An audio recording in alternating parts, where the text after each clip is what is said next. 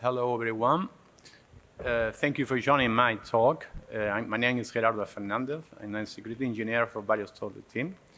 And I'm going to talk about some of the detection techniques that attackers use and we published last year into reports. In fact, I updated the stats, adding some new content that we didn't publish yet.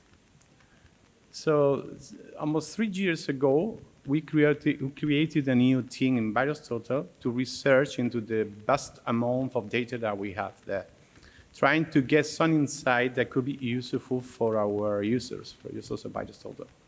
We analyze malware trends and evolution. We also track malware campaigns, malware families, and create content to help to our users to get the best of Webshells.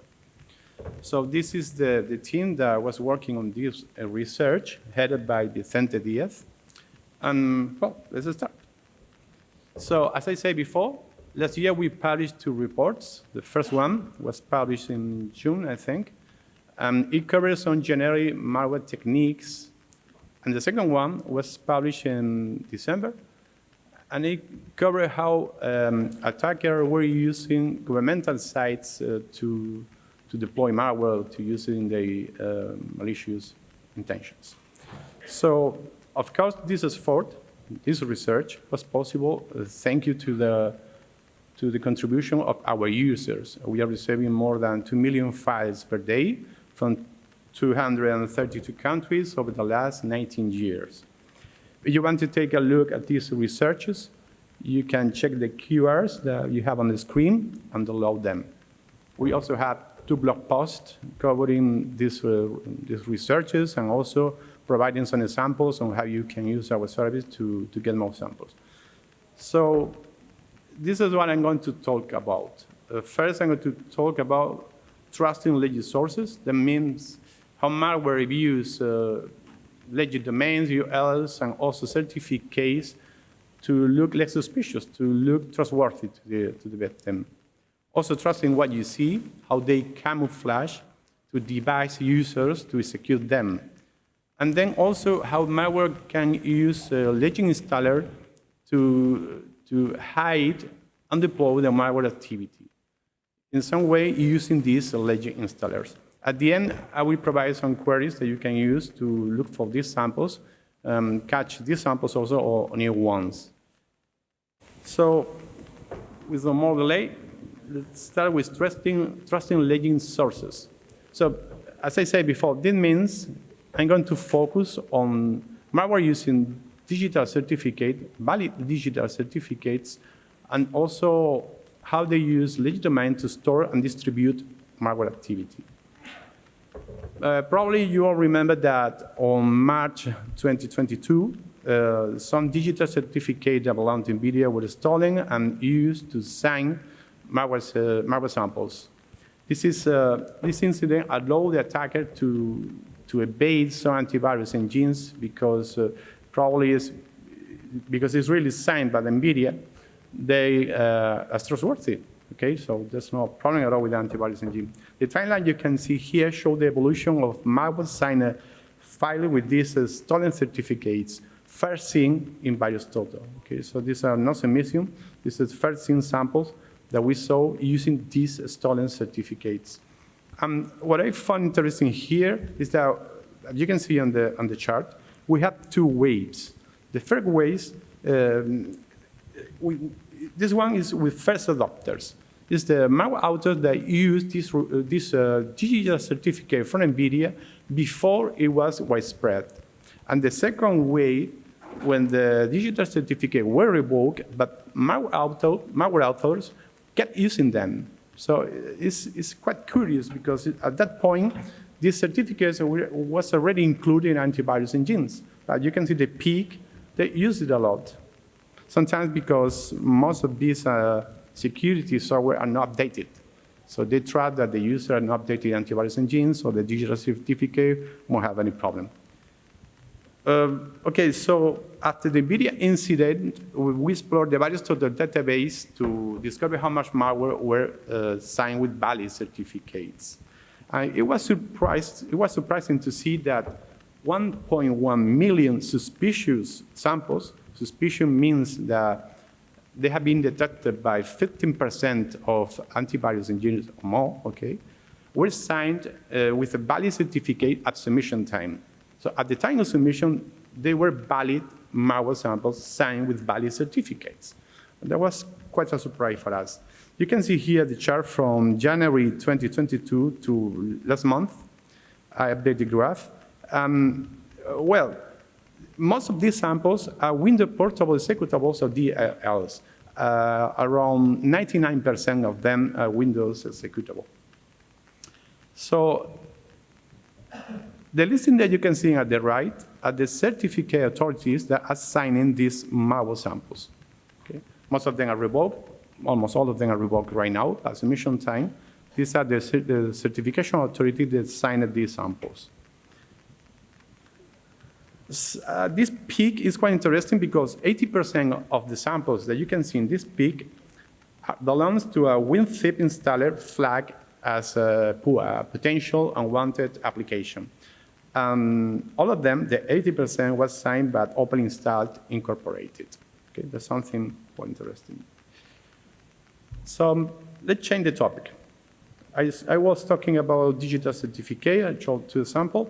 Now this graph represents the top 10 domains used for downloading malware samples in 2022. Overall, we found that 2.6 million files, suspicious million files, were downloaded from more than 400 domains in the Alexa top 1K. This is regarding the year 2022. If you look at the report, you're going to see different numbers. Okay, so these numbers have been updated for Black Hat. There are some changes here. First, the overall number has doubled since the last time we made this research. And second one, we can see that Amazon has climbed up to the second position. Okay. Anyway, far from the top one, as you can see in the stat. But why attackers are using legit domain to distribute malware? Okay. So we think because in some way it avoids the detection of firewalls because most of them are blocking domains and IP URLs because these malware samples are stored on legitimate domains that are probably going to pass through the firewall. That's one reason. Another reason is because malware authors don't need to deploy their own infrastructure that can be taken down or can be attributed to a particular actor. And a third reason for doing this is because they're going to use well-resourced host, highly available host, and look like suspicious to the final user. So after checking their URLs and domains, we decided to also check the categories that antivirus engines were reporting.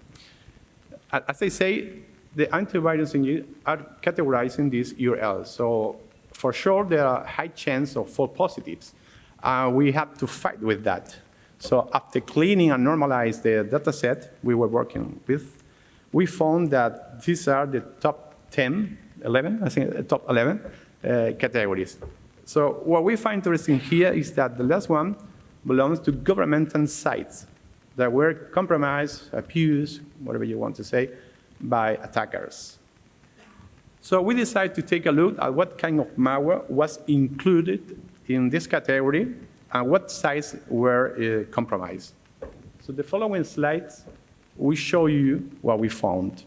This is a curated list of compromised sites belonging to government and websites that were compromised. And I'm going to talk a little bit about this. Okay? First, what kind or what type of malware are being hosted in these sites? We found a lot of Trojan and droppers, Trojan like keyloggers that include also screenshot capabilities that have been hosted in a governmental site for more than 3 years. These guys some kind of compression Chinese utility. We also found ngRat. This is a very dangerous rat, and we have a lot of samples where we have seen ngRat hosted in governmental sites. Also, regarding bankers, we found some site hosting copper Android banking malware. And we also saw some email embedding agent testlet and including URLs belonging to the governmental sites. So we also have email pointing to these governmental sites. Regarding ransomware, we didn't find much, to be honest. There's not much to see. Basically, what we saw is agent testlet samples uploaded to these governmental sites, because probably this is just something that we think the CMS of that site had a vulnerability. Okay, so probably the attackers allowed that to use it. So regarding targeted attacks on lateral movement, we found a lot of mimikatz and cobble strike. They could be proof on an attacker or a proof of a red team working on the site. So this is not clear. But it was for sure that we found Mimikat and CodeStrike. On the other side, we also found Microsoft Word files and PDF that behaved in a similar way. One of the docs, for instance, mimicked as a thesis. You know. It's a mimicked as a thesis. When you open the thesis, it drops a file, it launches a dropper on the host, and execute all the malicious activity. Regarding Webshells, we found a lot of Webshells in governmental sites. It was so curious that I worked on it for a week. So this is the main conclusion that we got regarding Webshells. We found a lot of JPEG files, including PHP code in the comment section of the JPEG file. A lot of simple pass-through Webshells, very common, widespread. It's not a surprise, to be honest. Password-protected Webshells.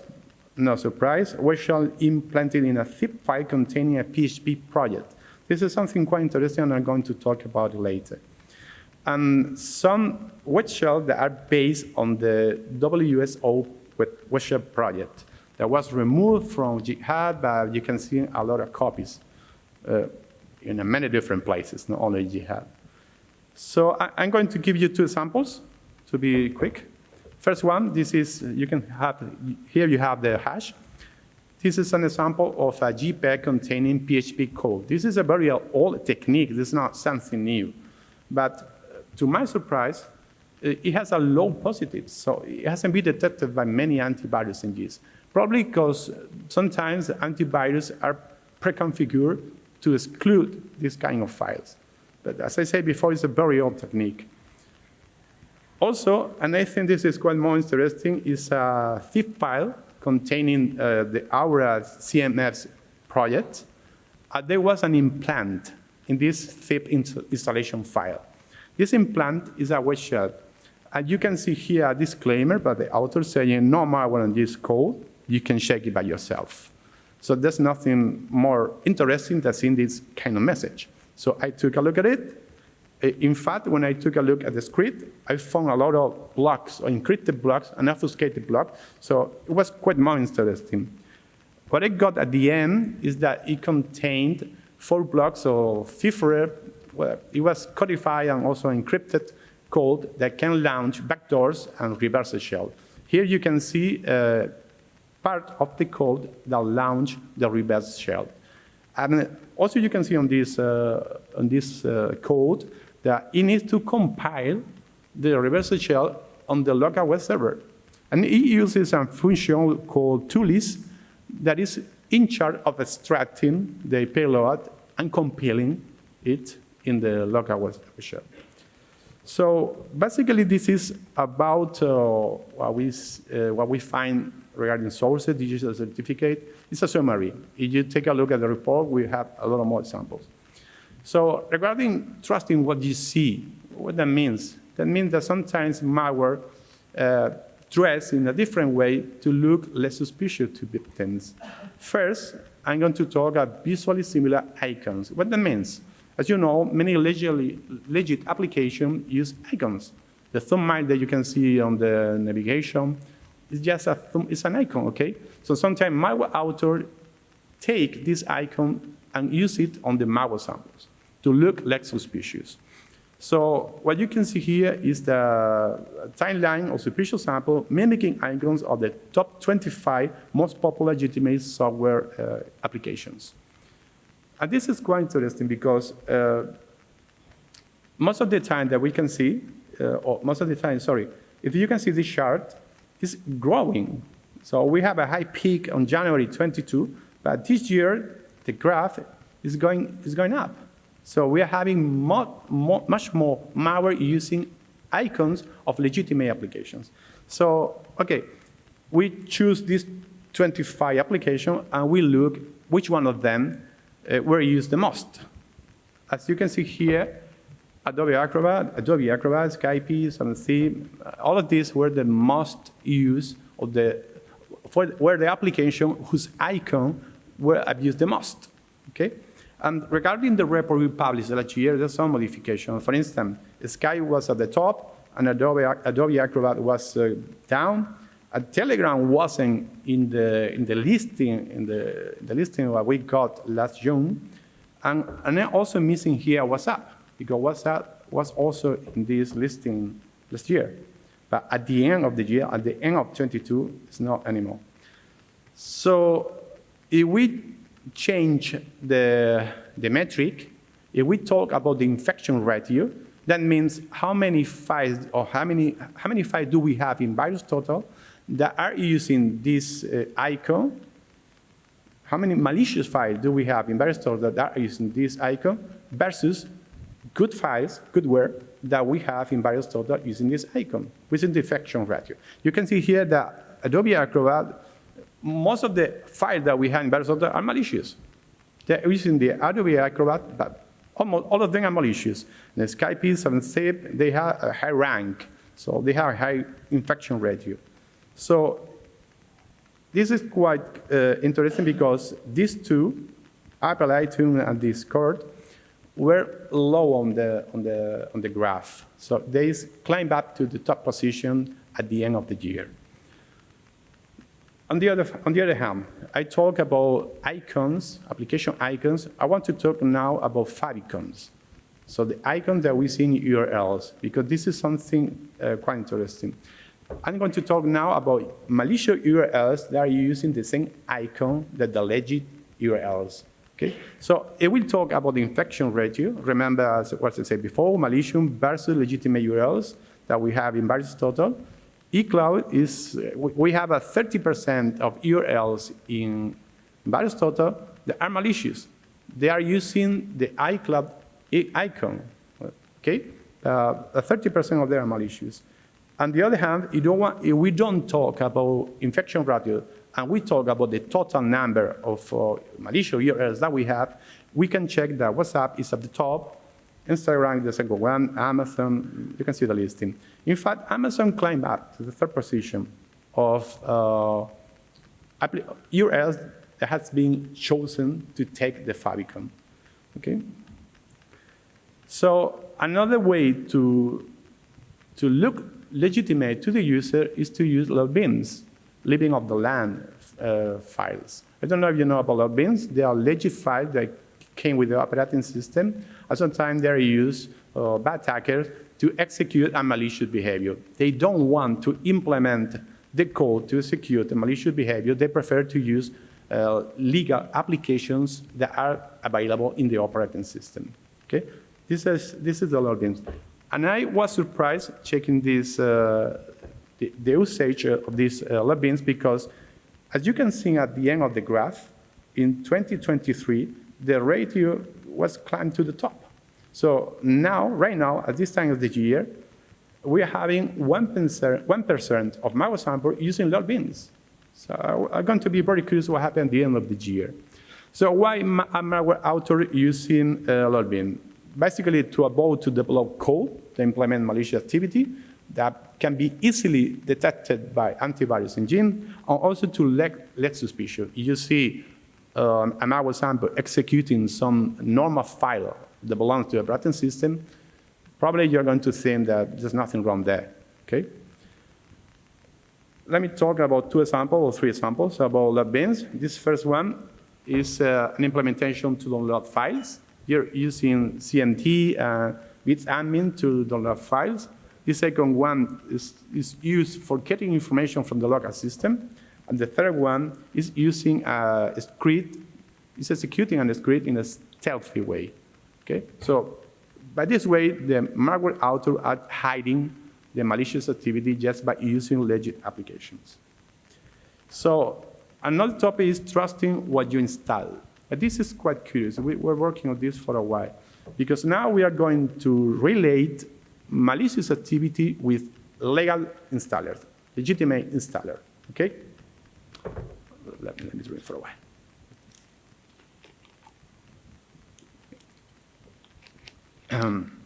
So one of the most effective social engineering techniques consists on camouflaging malware as part of legitimate installers. This is a supply chain attack. I mean, you are embedding malicious activity in a legitimate installation package, okay? So this supply chain only works if the attacker has access to the distribution source code, or certificates. So we check around 35 legitimate domain hosting popular software package, and we found around 80 suspicious files out of 80,000 server files since 2020. Okay. And on the other hand, it will explore relationships. I mean, it will explore how malware samples interact with installers, with legitimate installers. We can find also that some malware samples execute legitimate installers. Now I'm not talking the malware is embedded into the security installer. I'm talking now that sometimes we can see malware executing legitimate installers. So we explore also this relationship, and we found that there are many malware samples executing Google Chrome, Malwarebytes, Windows 8, Zoom, Brave. Well, you see the listing here. Okay? And this is also very interesting. In fact, when we check the URLs of some of these legitimate installers, I'm talking about the legitimate URLs of this installer, we found that sometimes there are malware hosted in them. It's a high trending graph, and we are having a lot of new samples hosted in legitimate URLs of installers. If you see this graph in June, then the number at the top, so the higher number is 10, I think, if I remember well. Now we have 300. So this is increasing very quickly. I took a look at the samples that were hosted in January and April this year, okay? And I found that most of them are CC Cleaner.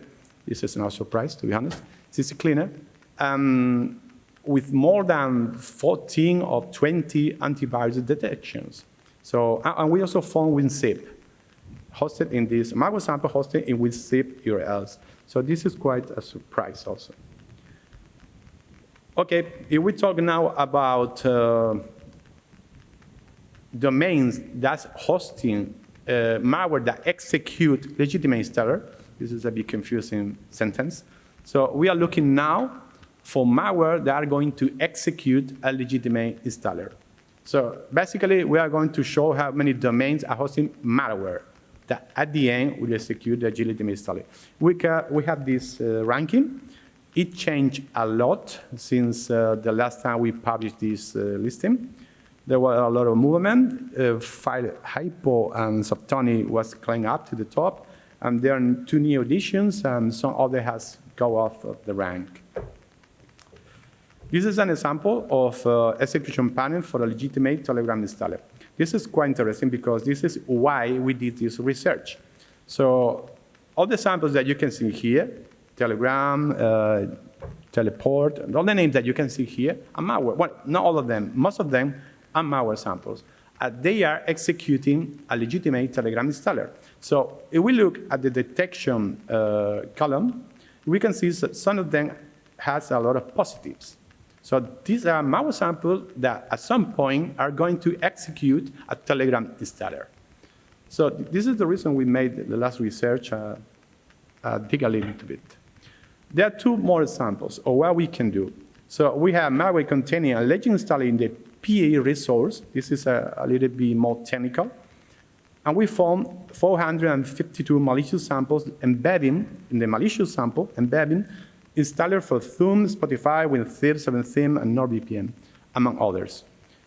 What is quite interesting that 98% of the time that we check if a malicious sample is embedding a legitimate installer, results that the malicious sample is malicious. So there is a high possibility to find that everything that embeds in Aristotle, okay, everything that embeds a legitimate installer is going to be malicious. Okay. Also, another technique that we found quite interesting in hiding inside of compressed files. And we found a lot of samples. Now I'm going to talk only about the 25 most downloaded application that we were working with. But we got more than 2,000. This is an example of a compressed file that contains proto-BPM. Probably you know what it means. There are 3 files. One of them is a text file. Another file is a legitimate installer. And the last one is a surprise. It's a crack file. So you install this. Probably you're going to have a pirate version of proto-BPM. But you're also going to install GSO ransomware. So as I say, always be careful with cracked software, pirate software. Sometimes they came with surprises. Just to finish, I want to talk about how can we get this kind of sample, how we can look for these samples, implementing these kind of techniques. So this is an example. This is using Aristotle, when you can find malware sample hosted in Google. So as you see, entity file, that means we are going to look for files. ETW means in the wild. We want to look for samples that have been seen in the wild, in URLs in the wild, of zip files first seen 2020, January 2020. And this file must have 5 or more positives. So they must be detected by 5 or more antivirus engines. And you can find 370 files. So most of them, if you take a look, are hosted in Google Drive, belonging to users, and things like that, okay? So you can apply this query to whatever other domain you have in mind. Another technique that you can use for detecting malware using legit icons is just to use the dhash of the legit icon. You can check in Aristotle using this query, main icon dhash, the hash of the legit icon, adding at the end, how many positives do you want to check? I want to get files using this icon that have 2 or more positives, 2 or more antivirus detections. Okay. And then we can use also this technique to look for malware sample using valid certificates. This is an example of a Microsoft code verification rules. It's an example. You can choose whatever you want.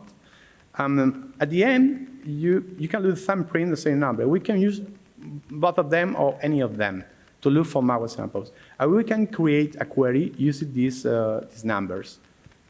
Here's an example. We're using signature. We're using the hexadecimal values. Also, positives 5+. We're looking for more 5 or more detection by antivirus engines. We also adding some verification to the SigCheck application. At the end, Aristotle is using SigCheck to check the validity of the certificate. So we can add all the verification that you want. But this is another way to get malware samples. And just to finish, the Black House on bytes. 3 conclusions, 3 takeaways that you can take. Malware signed by stolen signatures occur more frequently than we expected. Remember the 1.1 millisamples with a valid certificate of submission time. Visual mimicking legitimate apps is a growing trend, as we saw in the chart. Popular domains, include governmental sites, are used regularly for malware distribution. So that's all. Thank you very much. If you have any question, I'm here to answer. Or you can reach me later.